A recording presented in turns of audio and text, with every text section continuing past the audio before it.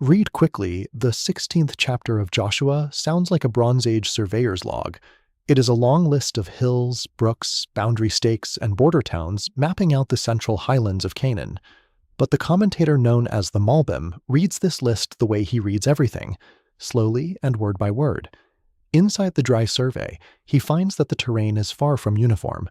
There are strange gaps in the ownership, specific sites that the borders seem to wrap around or skip entirely. These names and markers provide a snapshot of how the land was actually settled in the years after the war, recording the specific shape of the tribal inheritance. The lot officially falls to the house of Joseph.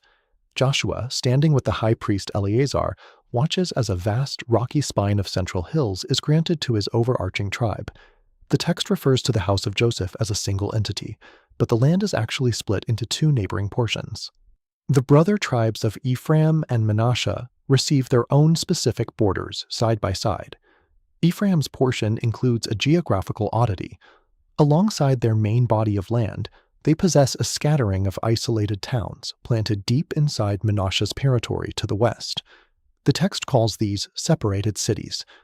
The Malbim traces these isolated islands as they extend past the main tribal border and down into the strategic lowlands near the coast.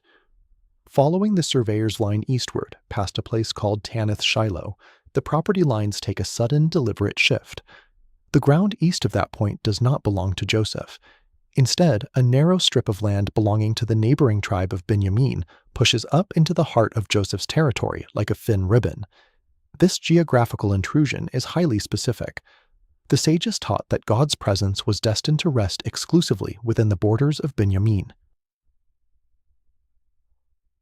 The survey carves out this long thread of ground to encompass the exact spot where the Mishkan, the sacred dwelling tent, will eventually be pitched. The measuring cord continues its path, dropping off the ridges and pushing down through the steep, rocky mountain pass of Beth Horon. It is a quiet place now, far removed from the hailstones and fleeing kings of previous battles. This hidden strip of Binyamin's land leads to the town of Shiloh. Here, the Mishkan stands as a dignified tent of skins, resting in complete stillness. In the generations following the survey, this destined patch of ground becomes a site of peaceful celebration.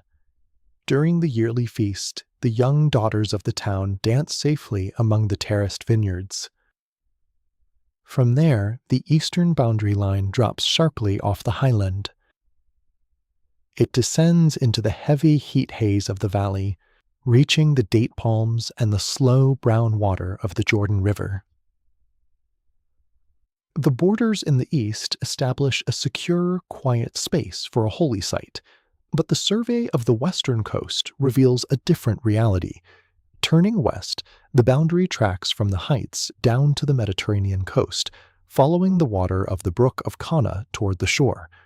In this coastal lowland sits a separated city belonging to Ephraim, the fortress of Gezer, a stronghold with heavy stone walls and shut timber gates.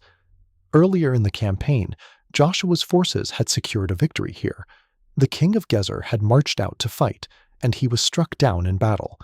Yet, as the Malbim notes, Joshua's own tribe has inherited a territory that still contains an active, fortified Canaanite city. Though its king was dead, the city of Gezer itself did not fall. Its inhabitants were never driven out. A permanent compromise takes hold instead. The Canaanites remain in Ephraim's land, carrying stone and water as a laboring underclass under Israelite supervision. The biblical record treats this outcome with a chilling silence.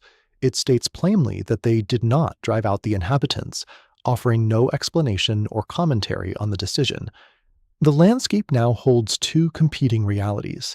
On a thin strip of ground near Shiloh, the land waits for a holy tent, while in the lowland, the heavy gates of Gezer remain shut.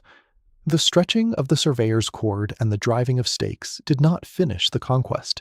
It merely outlined the borders of a deeply compromised existence in a promised land.